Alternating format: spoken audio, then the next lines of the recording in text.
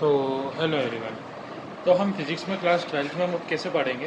तो मैं अभी बेसिकली शुरू में जब तक जैसे दूसरा सब्जेक्ट लेके चल रहा हूँ, केमिस्ट्री लेके चल रहा हूँ, तो मैं साथ में क्या करूँगा, मैं फिज़िक्स के डेरिवेटिव्स मतलब आपको जो डेरिवेशंस वगैरह जो भी है वो मैं अपलोड कर दूँगा। तो धीरे धीरे आपके जो भी डेरिवेशंस हैं आप उनको देखते हुए समझ कर एक ही डेरिवेशन की वीडियोज़ बनाऊँगा, तो आप उसे करते जाना कंप्लीट। तो सबसे पहले डेरिवेशन हम कर रहे हैं रे ऑप्टिक्स के अंदर। आपका एक चैप्टर है रे ऑप्टिक्स। उस रे ऑप्टिक्स के अंदर सबसे पहला आपका डेरिवेशन आता है। मैं बता दूं टोटल के 40 डेरिवेशन है आपके रे ऑप्टिक्स चैप्टर के अंदर। सबसे पहला डेरिवेशन जो आपने क्लास 10th में जब एक पढ़ा था फॉर्मूला कि जो 2f बराबर होता है आर, यानी जो फोकल लेंथ का डबल होता है वो बराबर होता है रेडियस ऑफ कर्वेचर। ये तो उस समय हमने बस इसे याद कर लिया था कि हाँ ठीक है होगा 2f बराबर आर। पर अब जो तुमने पढ़ा था जैसे मिरर फार्मूला, लेंस फार्मूला या 2f बराबर आर और वगैरह वगैरह, मैग्नीफिकेशन के फार्मूले, ये सब तुम्हें जो है फिजिक्स के अंदर प्रूफ करने पड़ेंगे। है वही सब 10th का, बस प्रूफ करने पड़ेंगे। तो प्रूफ कैसे करेंगे? सबसे पहले तो ये दो केस में होता है हमारा। एक होगा हमारे कॉनकेव के केस में, कॉनकेव मिरर के केस में, और एक होगा कॉन्वेक्स मिरर के केस में। ठीक है, तो हम बेसिकली पहले कॉनकेव वाला कर रहे हैं। कॉनकेव के अंदर हमने सबसे पहले एक डायग्राम बना दिया काय का, एक मिरर का, कॉनकेव मिरर का। अगर तुम्हें जो है क्लास 10th के जो अपना वो थे इमेज फॉर्मेशन के वीडियोस, अगर वो भी चाहिए, उनके भी अगर कॉन्सेप्ट क्लियर ना हो तो कमेंट में बता देना, मैं उनके भी वीडियो बना दूँगा। ठीक है, यहाँ पर हमने बनाया एक प्रिंसिपल एक्सिस, इसको नाम दिया हमने जो है यहाँ पर ये होता है पोल, और यहाँ पर आप मान लो यहाँ कुछ फोकस होगा और यहाँ पर आपका एक सेंटर ऑफ कर्वेचर। इतना तो सबको याद होगा। अब एक चीज़ और याद होनी कि लाइट रे पैरेलल आती है, कहाँ से पास होती है? हमेशा जो भी लाइट रे पैरेलल आएगी वो जाके फोकस पर से पास होएगी, यानी ये फोकस पे पाएगी। ये एरो बनाना बहुत ज़रूरी है। लाइट रेस कहाँ से कहाँ जा रही है वो दिखाना बहुत ज़रूरी है। ठीक है, अब थोड़ा सा बात कर ले तो ये एफ पी हम क्या बोलते हैं? फोकस और पोल के बीच के डिस्टेंस को फोकल लेंथ बोलते हैं, और वहीं पर सेंटर ऑफ कर्वेचर से पोल के बीच की डिस्टेंस को हम बोलते हैं रेडियस ऑफ कर्वेचर। तो यहाँ पर आप डिफाइन भी कर सकते हो नीचे कि जो आपका एफ पी है, एफ पी क्या है? आपका फोकल लेंथ, और वहीं पर आपका सी पी क्या हो जाएगा हमारा? Radius of curvature. ठीक है, और रेडियस ऑफ कर्वेचर को अपन ने क्या मान रखा है? जो है बड़ा आर, तो वहीं पर हमने फोकल लेंथ को मान रखा है छोटा एफ। ठीक है, ये तो हो गई इतनी बात। अब हमेशा याद रखना, किसी भी आप जो है लाइटर जैसे जहाँ पे मिरर पर टच होगी, अगर उसको आपको नॉर्मल डालना है, कहीं भी नॉर्मल डालना है, तो जहाँ पर वो टकरा रही है ना वहाँ से सेंटर ऑफ कर्वेचर को मिला लो। ठीक है, तो जैसे मिलाओगे ना तो वो आपको क्या बन जाएगा? एक नॉर्मल की तरह आपका एक्ट करेगी लाइन। तो अब नॉर्मल से याद करो कि ये वाला एंगल होता था इंसिडेंट, क्योंकि ये इंसिडेंट रे है, और ये वाला यहाँ से रिफ्लेक्ट हो रहा है, इसलिए क्या हो गया? Reflected ray. अब जो रिफ्लेक्टेड रे और नॉर्मल बनाता हुआ होता है एंगल ऑफ रिफ्लेक्शन, वहीं पर जो इंसिडेंट रे और हमारा जो है नॉर्मल बनाता होता है इंसिडेंट रे। ठीक है, ये तो हो गई हमारी आई और आर की बात में। अब हमें पता है कि आई और आर बराबर होते हैं, ये हमको कैसे पता है? हमारा लॉज ऑफ रिफ्लेक्शन से। और एग्जांपल हम इन दोनों को क्या मान लिया? थीटा के बराबर, यानी अब ये एंगल आई भी किसके बराबर हो गया? थीटा के, और एंगल आर भी किसके बराबर हो गया? थीटा के। ठीक है, अब हमने क्या करा? सबसे पहले कंस्ट्रक्शन करेंगे, यहाँ पे लिख लो कंस्ट्रक्शन। कंस्ट्रक्शन इस प्रकार है कि आपने नाम दे दो एक, तो सबसे पहले R A B C D, तो नाम दो ए बी, इसको यहाँ पर ये है नाम। ठीक है, ए बी दे दिया, तो हमने बोला कि बी सी जो है वो परपेंडिकुलर डाल रहे हैं हम सी पी पर, तो बी से परपेंडिकुलर डाला अपन ने सी पी पर, यहाँ से सी पी। अब एक चीज़ मैं तुम्हें पहले क्लियर कर देता हूँ, सॉरी सी हमने नाम दे रखा था, हम डी नाम दे देते हैं कि बी डी हमने परपेंडिकुलर डाला है सी पी पर। अब एक चीज़ बता दूं कि ये जो मैंने कर्वेचर इतना बड़ा, अपर्चर जो इतना बड़ा बनाया है, ये इतना बड़ा अपर्चर होता नहीं है।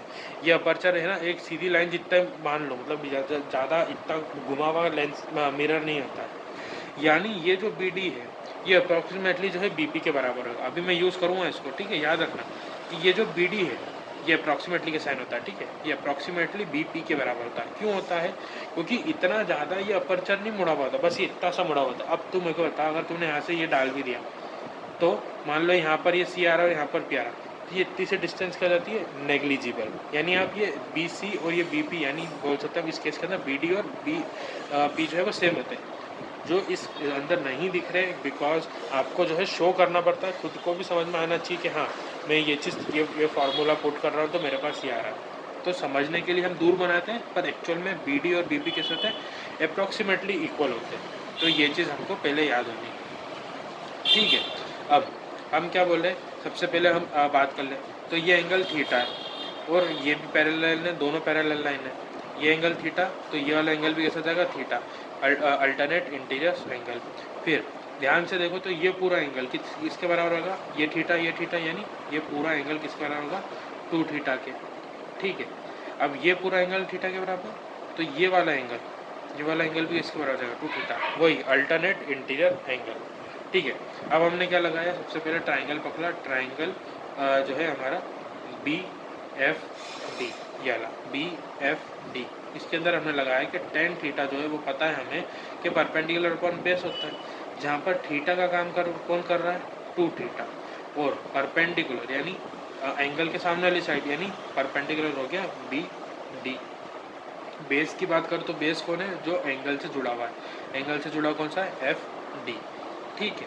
तो ये तो हो गई हमारी बात, तो हम इसको पुट कर दें, तो टेन थीटा की जगह पर जाएगा 2 थीटा, परपेंडिकुलर की जगह पर बी डी, और जो है बेस की जगह पर एफ डी। अब मैंने क्या बोला था कि जैसे कि ये बी डी भी जो है किसके बराबर होगा, हमारे बी पी के, यानी ये वाली डिस्टेंस किसी है नेग्लिजिबल, तो हम इस एफ डी, ये जो एफ डी है, इस एफ डी को हम क्या लिख सकते हैं, इस एफ डी को हम लिख सकते हैं एफ पी, क्योंकि ये और ये डिस्टेंस मैंने बताया था ना यहाँ पर कि ये डिस्टेंस बहुत ज़्यादा नेग्लिजिबल होती है, तो हम एफ डी की जगह पे क्या लिख सकते हैं, एफ पी, तो ये एफ डी की जगह पे आ जाएगा एफ पी, और ये टेन थीटा की जगह हम क्या लिख सकते हैं, 2 थीटा। क्यों लिख सकते हैं टेन थीटा की जगह 2 थीटा सर, मतलब सर आप तो जो बोल रहे हो वो मान लें क्या, नहीं बेटा सुनो, आपको क्लास जो है 11th के अंदर एक था कि जब एंगल बहुत छोटा था, यानी थीटा बहुत छोटा होगा जब तो हम साइन थीटा या फिर जो है टेन थीटा को केवल थीटा लिख सकते हैं। ये आपको एक आइडेंटिटी होती थी मैथ्स के अंदर, जो कि सीबीएसई ने ओमिट कर दी थी, पर आपको ये आनी चाहिए कि जब एंगल बहुत छोटे हो जाते हैं तो जो थीटा, जो साइन थीटा या टेन थीटा होता है हम उसको थीटा ही लिख सकते हैं, और यहाँ पर एंगल बहुत छोटा होता है, वही वाली बात कि आप इससे कितना ही कर्वेचर से कितने ही फोकस पास में, हम जरा से पास में होता, ये तो हम हमारे समझने के लिए दूर दूर बनाते हैं। तो यहाँ पर क्या हो जाएगा, हम इस टेन 2 थीटा की जगह केवल क्या लिख सकते हैं, 2 थीटा, क्योंकि थीटा की जगह पे कौन आ रहा है, 2 थीटा, तो यहाँ पर आ जाएगा 2 थीटा। इसको दे दो इक्वेशन 1 नाम। अब दूसरा ट्राइंगल ढूंढ लो, तो हमने लगाया triangle B D C, B D C, इस ट्राइंगल में लगाया, वही लगाया हमने, टेन थीटा बराबर होता है परपेंडिकुलर अपॉन बेस। अब थीटा की बात करें तो थीटा क्या है हमारा, वही थीटा के बराबर है। परपेंडिकुलर की बात करें तो एंगल के सामने वाला परपेंडिकुलर होता है, यानी बी डी, यानी परपेंडिकुलर हो गया बी डी। वहीं पर बेस कौन होता है, तो बेस होता है जो एंगल से जुड़ा हुआ होती है साइड, यानी ये सी डी। और हम बात करें कि ये जो सी डी है, हम इसको सी क्या लिख सकते हैं, सी पी। क्यों लिख सकते हैं, क्योंकि जो है हमारा ये डिस्टेंस कैसे होती है, नेग्लिजिबल, इसीलिए हम क्या लिख सकते हैं इसको डायरेक्ट सी पी, यानी हम सी डी को भी क्या लिख सकते हैं, सी पी, क्योंकि ये वाली जो डी पी जो है, यहाँ पर एक स्पेसिफाई कर लेना साइड में कि D P length is quite negligible, ठीक है। ये लिख लोगे तो आप जब भी डेरिवेशन करोगे तो याद भी रहेगा आप लोगों को, तो ठीक है। तो हम यहाँ पर टेन थीटा की जगह हमने थीटा लिख दिया, यहीं पर पी की जगह हमने बी डी लिखा, और बी की जगह अभी हमने सी डी लिखा, जहाँ पर हम इस टेन थीटा की जगह थीटा लिख सकते हैं। क्यों, क्योंकि जब थीटा यानी एंगल वो छोटा होता है तो हम उसकी जगह थीटा लिख सकते हैं। नीचे स्पेसिफाई भी कर देना, व्हेन जो है हमारा एंगल, इसका एंगल का साइन होता है, तो angle is too small, we can write जो है टेन थीटा एज जो है हमारा थीटा। तो यहाँ पर वही करा, ये थीटा के बराबर हो गया और ये सी डी बराबर हमारा सी पी हो गया, तो इसको दे दिया हमने इक्वेशन 2 नाम। अब ध्यान से देखोगे तो आपका जो इक्वेशन 1 है, बाय इक्वेशन 1 यानी 2 थीटा बराबर B D by F P.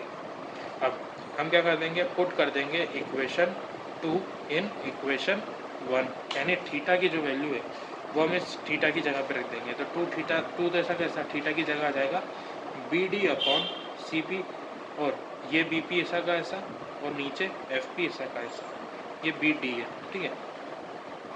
ये बी डी से ये बी डी कैंसिल, तो क्या बच जाएगा ऊपर 2 और नीचे बच जाएगा सी पी, इधर बच जाएगा 1/FP। क्रॉस मल्टीप्लाई कर दोगे तो जाएगा 2FP बराबर सी पी।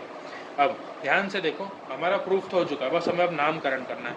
हमने क्या बोला था कि ये जो हमारा FP है ये क्या है, फोकल लेंथ है यानी छोटा f, और ये जो CP है ये हमने माना था ये क्या है, रेडियस ऑफ कर्वेचर यानी बड़ा R, यानी हैंस प्रूफ तो हो चुका है। ये था हमारे कॉनकेव मिरर के लिए। अब हम पढ़ेंगे नेक्स्ट हमारा किसके लिए, कॉन्वेक्स मिरर के लिए।